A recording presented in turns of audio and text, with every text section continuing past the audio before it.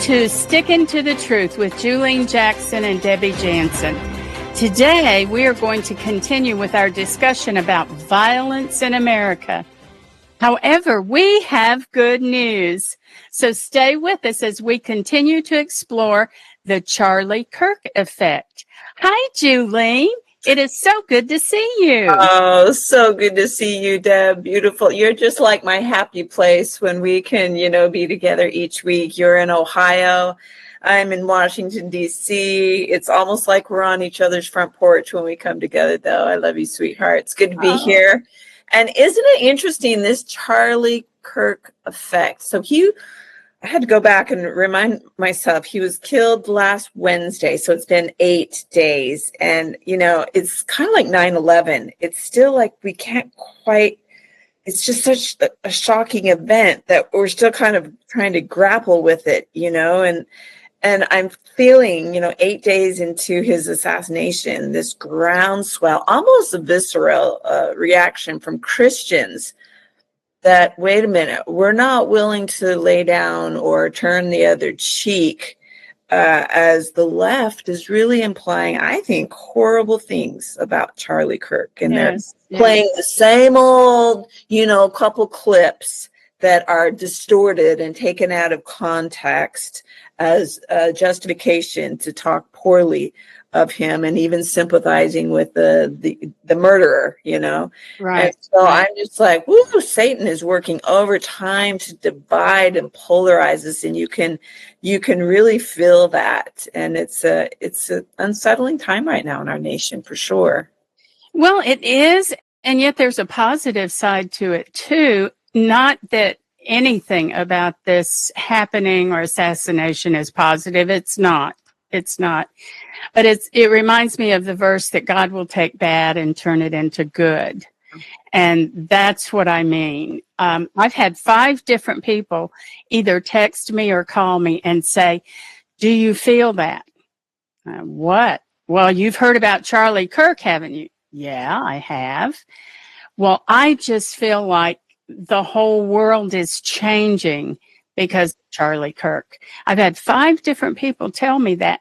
And I personally feel that way too, that it has just quickly turned the heads of maybe the people who were wondering, is this right? Are we going in the right direction? And it's like all of a sudden, and they turn, Yeah.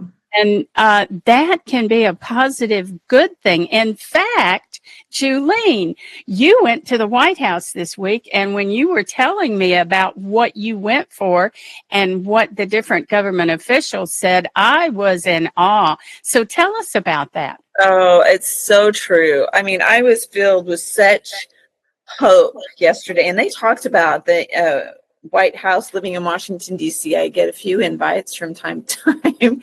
And it was Constitution Day yesterday, 238th anniversary of the signing of this great document that our founding fathers said was struck off by the hand of God. I mean, I think they considered it probably akin to scripture, something really inspired, that, God helped establish this land and this code of laws, his laws, natural laws, embedded into this Constitution. And so several specialists to the presidents and directors of the public liaison and so forth spoke. We all gathered at the National Archives, which is right on Pennsylvania Avenue in Washington, D.C., right in between the Capitol and the White House. And it's the building that houses all our cherished documents, the Declaration of Independence, our Constitution, the Bill of Rights. So we all got to go. There's a beautiful museum there. Definitely put it on your bucket list if you're in Washington, D.C., to visit the National Archives. It's free. And then we all went down into a beautiful auditorium that just recently was renovated. And we had about 4 speakers from the White House, directors and specialists. And it was so exciting. They gave an inspirational history of the Constitution, and then the gal who oversees the 250 task force. There's a 250 commission because next year is going to be the 250th birthday of America. And so they have some amazing things planned. I am so glad my husband Al went with me, and we both said we are so glad that we're going to celebrate the 250th birthday under a President Trump versus more of a left-leaning, apologetic of our history type president. But Brittany Baldwin, who oversees the task force, said they want to do 4 things in this next year to commemorate America. They want to inspire a new love of history. They're going to have 6 big trucks, mobile museums, kind of like freedom trucks. And they're going to go to schools and libraries and sporting events around America. And they're going to show what, freedom has looked like the last 250 years. And then they're going to have like spelling bees, history bees, and all in the schools around America. And then the winner finalists will come to DC, and the winner will get a scholarship. And then they want to create an experience of beauty, what this country, the beauty of this land. And maybe you've heard about it, but they're working on a garden of American national heroes. There's going to be 250 statues of of American history. And then they're going to have, this is so exciting, Deb, you've got to come to this. They're going to have a great American state fair, and it will be next 4th of July. I mean, and it's going to be on the mall, right? If you know what I mean, it's where all the museums are. And they're going to have it 3 weeks, so the week before the 4th of July, the 4th of July week, and the week after. And there will be family-friendly, faith-friendly programs and a big stage and music and food. And every state is going to have exhibits highlighting, beautiful features of their state. And there's going to be patriot games. And they also want to put forth a new spirit of innovation. And then the last point she said that they're going to do for all the events of our birthday year is they want us to remember we are one nation under God, and we want to be a praying nation. And so they partnered with the Bible Museum. Deb, have you been to that Bible Museum? No, I haven't. I would love to go. Oh, Debbie, you go. Okay, next time you come to town, we are going there. It's out of all the museums in Washington, D.C., the Bible Museum, hands down, is my favorite. They are unapologetically proud of the faith foundation, which our nation was established on. It's Mr. Hobby Lobby, who's the founder, the donor. And so they've partnered, the White House has partnered with the Bible Museum, and they're going to, on their website, they have a page that talks about how America is going to become a praying nation again. And they're going to start Bible study groups, or praying study groups, kind of like Bible study groups, where they want 1 million people a week praying for America, meeting in these little groups of 5 and 10 in your home. And on their website, the Bible Museum, they will have examples of great historic prayers, the landing at Pilgrim, or during the Revolutionary War or Civil War, that you can study those prayers, and then you can come together and pray for an hour every week. 1 million people a week praying for America. And, as she was speaking, there was such a feeling that rose up in us. And one of the speakers said, the director of public liaison for the White House, she said, look, this has been a hard week with Charlie Kirk's assassination, but we need to remember today to wake up and know that we have a responsibility to do something. And really the best way that we can honor Charlie Kirk's memory is to get involved in these great celebrations that are going to be going on next year. And they really will really kick off and get into full swing January of 2026. So great things are coming. Hope-filled things are on the horizon, Deb. Oh, wow, Juleen, that sounds so great. I tell you what, it has been kind of a tough week, and just listening to you talk about this makes me excited, makes me feel better, makes me feel like, oh, okay, we're going to be okay. Because anytime you decide to pray, things get better. And I hope that Ron and I can join you guys in Washington next year and go through some of these celebrations. But it sounds like we're going to be celebrating all across the country as well, right? Yeah, all throughout. In every state, there will be events, and look for those freedom roving, trucks and competitions. And I think we're going to feel a sense of pride being restored back into our nation, pride of our history, pride of our founding fathers and mothers, pride of our religious and faith-filled foundation that this nation was established on. We're going to be reminded, and some people might be learning for the first time. Yeah. And That's great. That is terrific. That's what we need to do. And I'm going to do a tacky little thing here. But guys, if you're hurting, get my book, Praying for America and the Army of God. It is not an army that you fight with other than in the spiritual world. And what excited me, Juleen, is when you said that from the top up, from the president coming down, he wants 1 million people a day praying. Well, books like this and other books are going to help you do that. I don't tell you how to pray. I just say, hey, pray for this section of our country, or here's what's happening here, and you might need to pray about that. And prayer will change things. I know it. I've felt it. I've seen it. I've had it happen to me. Prayer changes everything. So I'm excited about it, and I'm excited about all these prayers. Thank you so much, Juleen. Last week, we encouraged all of you with a rendition of what I believed was going to happen after Charlie Kirk's assassination. And just 10 hours after we taped that show, Erika Kirk gave a wonderful speech and insisted that Charlie is still with us, which I totally believe, and that those who praise the assassination had it all wrong. I was so moved when she stared into the camera and said, and this is just 48 hours after she lost her husband, how she had the presence of mind to do that, I just don't know. But she stared into the camera and said, the evildoers who are responsible for my husband's assassination have no idea what you have done. She went on to say, if you thought my husband's mission was powerful before, you have no idea what you have just released across this country and the world. You have no idea the fire that you have ignited within this wife. The cries of this widow will echo around the world like a battle cry. Wow. And it has.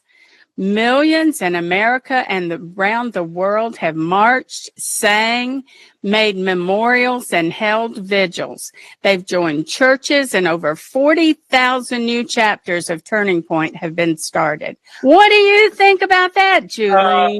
I watched, what was it, that 16-minute talk, presentation, testimony that she bore, and it was so powerful. Interesting, she is 6 years older than he is. So he was 31 when he was killed. She's 37, but still a young mama with 2 young little kids. And now I just learned she's going to rise up and lead Turning Point USA. Did you see that in the news? She just made that announcement.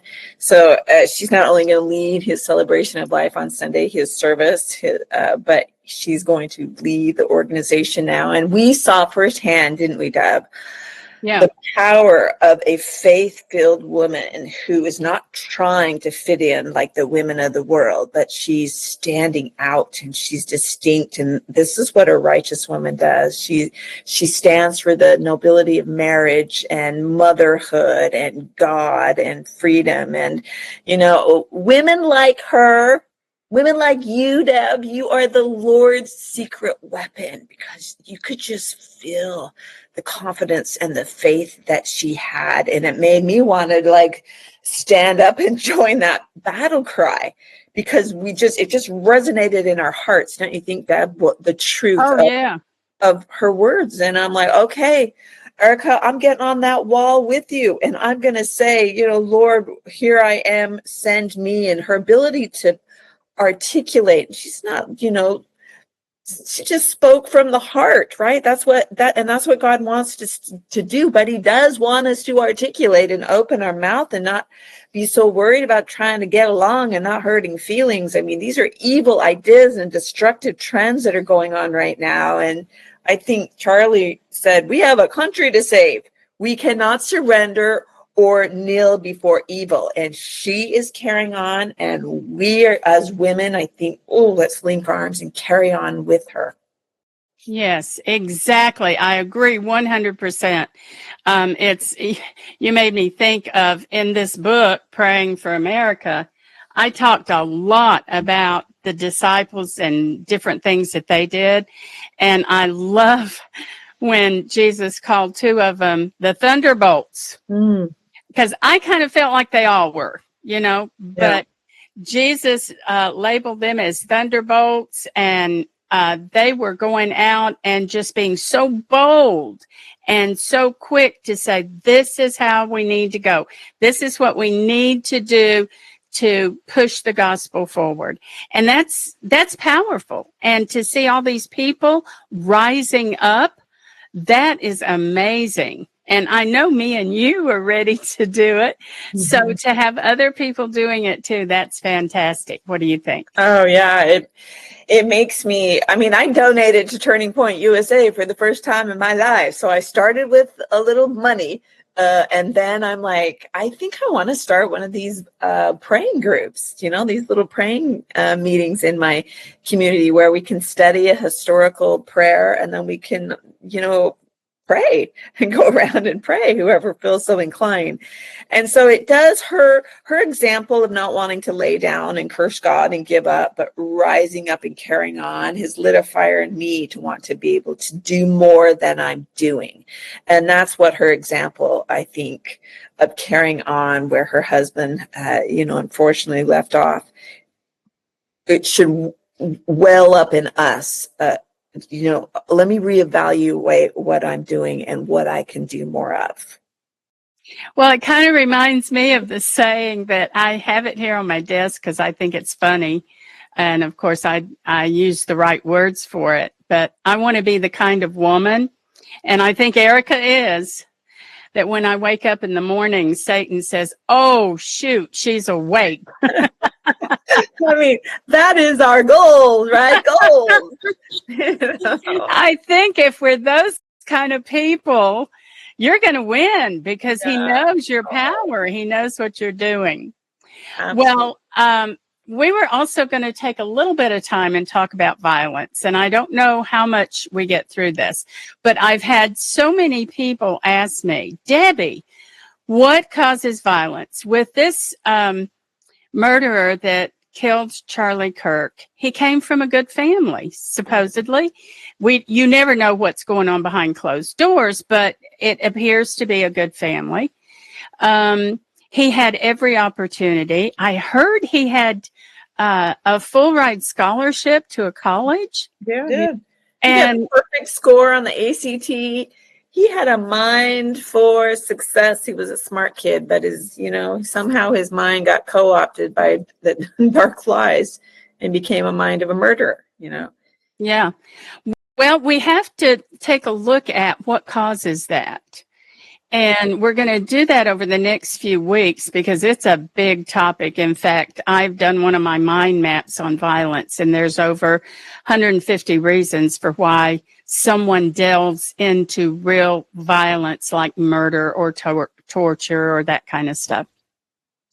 So as a parent, because I've had 3 or 4 of them ask me this week, as a parent, what should I be doing to kind of be the vaccine for my child that they won't turn to violence? And one of the first things I say is, above all, you must totally and completely love your child.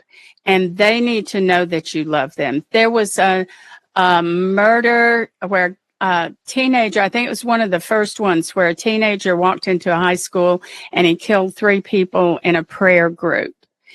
And I remember, I want to say Diane Sawyer, it might have been someone else, because that's probably been 25 years ago, maybe even 30. But she was interviewing him in prison, and he started bawling when she asked, why did you do this? And he said, well, a lot of people think it was just because I hated Christians, but that wasn't totally it. He said, I just wanted my mom to love me. I always wanted my mom to love me, and I never felt like she did. And those 3 kids had beautiful families where mom loved them.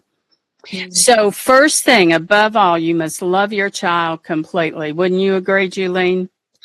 As hard as it can be sometimes, especially when they total cars or roll their eyes at you for the millionth time.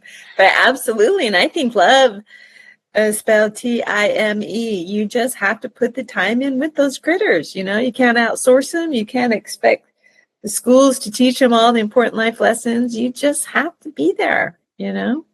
Well, you do. And you're right. They will frustrate the hound out of you. My kids always tease me that they knew when I was really mad because of the nose flare. What? But apparently when I got really mad, I would go and flare my nose out, and they'd say, we knew we were going to die. Well, we can't help ourselves. We have an outer body experience sometimes in raising children, but Yeah, we're doing the best we can. But we're doing I the best we do, can. you know, I've heard you interacting with your kids, and you tell them you love them about a half a dozen times before the conversation is over, and within a matter of a 5-minute conversation. So I just love that. And you know, we need to freely let those words be flowing. Oh, I love you. Have a great day. You're so this, you're so great at this. I love it. You know, that just that kind of thing. And I think some people grow up not ever remember hearing their parents say, I love you. Can you imagine? I can't Oh, even. that is so sad. That is so sad. Yeah, around our house, when we say goodbye on the phone, there's about 10 I love yous in there. Yeah. Well, I got to go, Jamie. I'll talk to you later. I love you, honey. I love you too, Mom. And I'm going to see you tomorrow now. Oh, you're going to see me tomorrow? About what time? And then I'll say, okay, I'm going to go. I love you, honey. Yeah. So, you know, it keeps going and going. You So need, let's not be stingy with, no, you know, the way we express our love. I did tell one parent I was counseling with one time, I said, did you know it doesn't cost anything for you to say, I love you? Yeah.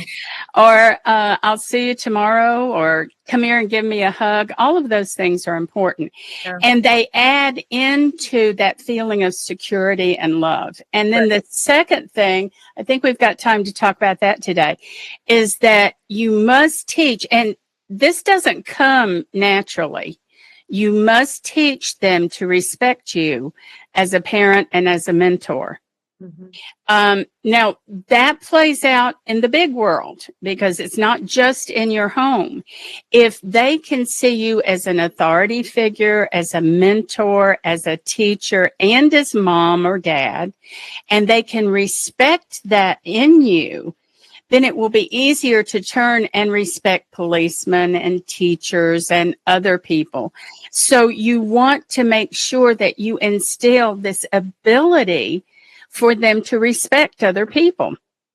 And that's very important and can play out later on. Plus, it helps you in the home. It helps you with discipline. It helps you with everything you do with them because they don't disrespect you and your position. Mm-hmm. I never allowed my kids to say nasty things to me, like shut up. They were never allowed to say, I hate you, because I said, you know, that's really not true. You're just mad. So don't even say it. And I never said that to them. We didn't display any kind of hate or anger or violence in my home. Even when I was so mad at them, it was the nose flare and it was the eyes crazy and it was, come here and let's sit down and talk about this. Mm-hmm. Because you don't want to encourage them to delve into the emotional world of yelling and screaming and hating and all of that kind of stuff. So that helps. What do you think about respect, Juleen? Yeah. Well, I mean, you said a lot there, Deb, but we got to give them a reason to respect us, right? So we have to rise up in the position as a parent, as a mother, and we need to teach them. And we need to teach them how to pray. And they need to see us praying by our bedside. They need to see us walking the talk and not acting the fool when we go out in the community. They can't see us cursing people out or, you know, flipping people off in the car. I mean, we have to lead by example. And then we have to teach them in the home, have a family devotional in the morning or in the evening, or when you gather them together around the dinner table, and be talking about current events and have them share and have it be a safe place where there can be discussion. And, they will be, as they grow, they will revere your opinion. It will matter to them. And as well, treat your own parents with respect. We just took Exactly. a dinner on Sunday over to Grandma and Grandpa, 80 and 83, and all my daughters came, and Grandma and Grandpa are starting to get forgetful, and sometimes they say things that are a little insensitive, but it doesn't even matter. We just overlook it, and we just revere the life of goodness that they've lived, and we don't make them cook dinner for us anymore. We take the dinner to them. We do whatever is easiest for them. So they know that we hold Grandma and Grandpa up. And therefore, ultimately, someday when we're old and forgetful and saying crazy things, they'll just smile and listen to us repeating the same story for the 20th time. And so you got to lead by example, right? Give them a reason to respect you, Mama and Betty. I love it, Juleen. I absolutely love it. And you bring up another point that's not on my list, but I think it's very important. Don't ask your kids to do something that you won't do yourself. So you can't lie to them because you don't want them lying to you. And if you say respect me, then you have to respect every single person that you meet, so that they can see the example of, oh, mom is living that out, so I have to do that too. When you build this world of this is how to do it, and you set the example, like you said, Juleen, and they see you doing what you are asking them to do, it's going to be easier for them to sign on board and say, well, this is just who we are, and this is just what we do. And you can get in later into how you talk to them when peers come in the picture and try to change your plan for your family. But number one, you're exactly right. In order to be respected, you cannot lie to your children. And that means that you have to live and set the example before them of what you're asking them to do. Now, I know we're getting close to time to end, and I want to talk to you yet, but let me say this. I had 11 points today. And so over the next few weeks, we're going to talk about some more of these, because Juleen just has brilliant ideas and examples to bring in. And I think this will help parents to relax and say, okay, what happened to Charlie Kirk was terrible. But one, we are going to be praying. And two, we're going to be trying to change our communities. But three, we need to make sure we have instilled goodness and love and respect within our own family, so that we are positive that our children will choose our way to live. What do you say, Juleen? Oh, that is so true. We've got to look, we always want to love others and, uphold our neighbors and people that might be different from us. But there, at times, as we become more divided, it's, we're going to feel like certain people that hold certain ideas almost feel like they're our enemy, right? Like they're persecuting us. And so I think we have to maintain that balance, right, with God, and be in the Word and uphold peace, but also, like Charlie said, I am Charlie Cook now, maintain the courage of our faith and be willing to speak truth. As we drift away from truth, society becomes less tolerant of people that speak it. And we have to continue to be like Charlie and speak it and live a life of character and commitment and keep our promises and take personal responsibility and love and lift others. And as we do this, God will put a cover over us from our enemies or those that might, seek to bring us down. And he needs us on that wall. And, we're gonna link arms now, right? Because we're gonna be more vocal, and we're gonna hopefully cognizant of teaching the rising generation, to be the next line of defense in defending truth and God and emulating the attributes of Charlie Kirk. So we've got to be very intentional moving forward, to how do we raise up the next generation of Charlie Kirks? And we've talked a little bit about that today, Deb, and there are more points to be had of discussion. This is not a one-time discussion because we are at war. There is a battle fiercely being fought and contested. And we got to be ready, and we got to have our little rising generations ready. And so I think it's the best of times. It's the worst of times, but it's the best of times. And I'm grateful to be in the fight with you, Deb. Oh, thank you. I am so grateful to be with you, Juleen, and I am so grateful to all of our listeners because I believe what Erika Kirk has said, what President Trump and his cabinet are saying, what pastors are saying all over America and around the world. If we join together and if my people pray, I will hear and I will heal their land. Join with us as we do this. I think we all should, whether you're a Christian or not. You can join with us and say, well, I may not believe in God, but I'm going to raise my family right. I am going to put time into my family. I am going to try to step away from anger and hatred and be passionate and real about life and what we need to make this country the best ever. I know we can do it together. Don't you, Juleen? I know we can.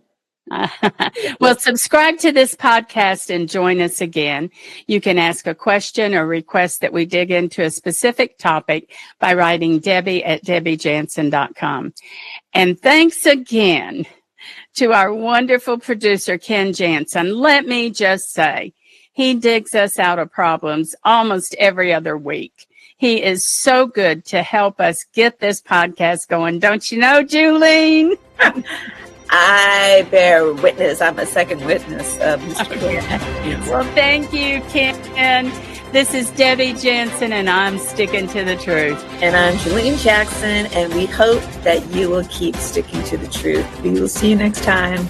Bye-bye.